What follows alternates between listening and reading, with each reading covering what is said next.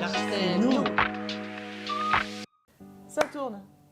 Je vous présente Laure-Hélène qui est à l'Arche depuis 9 ans. Laure-Hélène travaille à l'ESAT en atelier mosaïque. Je vous présente Margot, responsable du sablier depuis 1 an. As-tu un souvenir marquant partagé ensemble? Des moments marquants tous les jours quand même.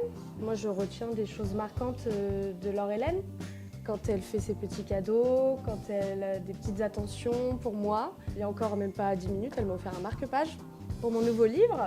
Ça me fait plaisir de lui offrir des petites choses. Je t'avais offert il n'y a pas longtemps une tasse que j'avais fabriquée moi-même. Parce que je bois beaucoup de café. Non, surtout du thé aussi. Surtout du thé aussi. Du coup voilà, on se crée des petits souvenirs au fur et à mesure. On partage des fois des fous rires. On a pas mal de temps de discussion ensemble quand même, toutes les deux dans le bureau. Ouais, on se confie l'une à l'autre. Bah oui, mais on en a souvent des fous rires parce que parfois on discute mais ça part un peu dans les tours et on se comprend plus trop. Et du coup c'est comme ça qu'on rigole et on n'arrive plus à s'arrêter de rire. Quelles sont ses qualités?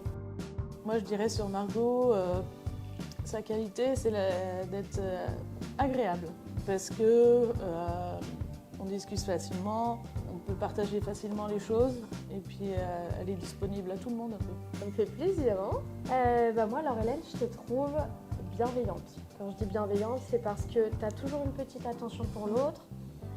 Tu as toujours, comme je disais, un petit cadeau pour l'autre. Tu veux toujours rendre service à l'autre.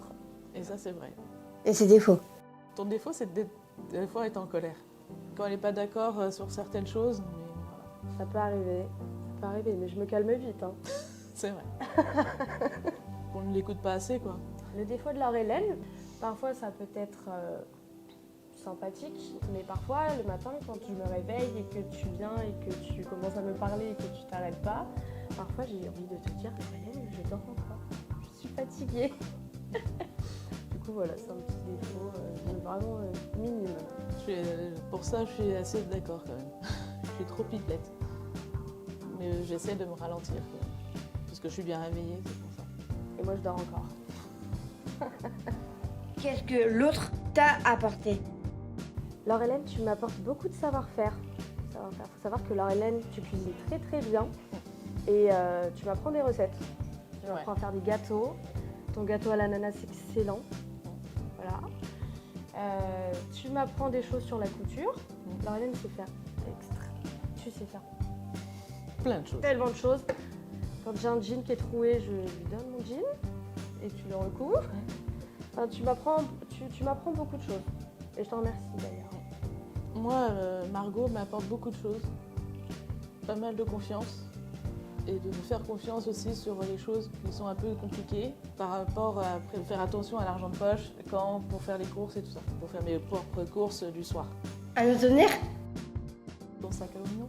Comme un sac à oignons. Tout le monde se moque de mon sac à oignons dans le foyer.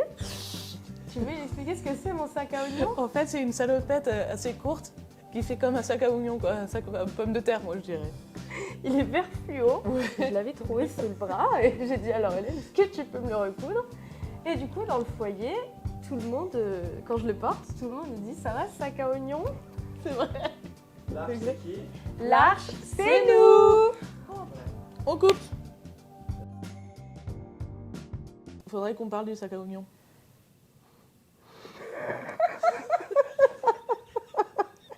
Parce que là, ça va plus en fait.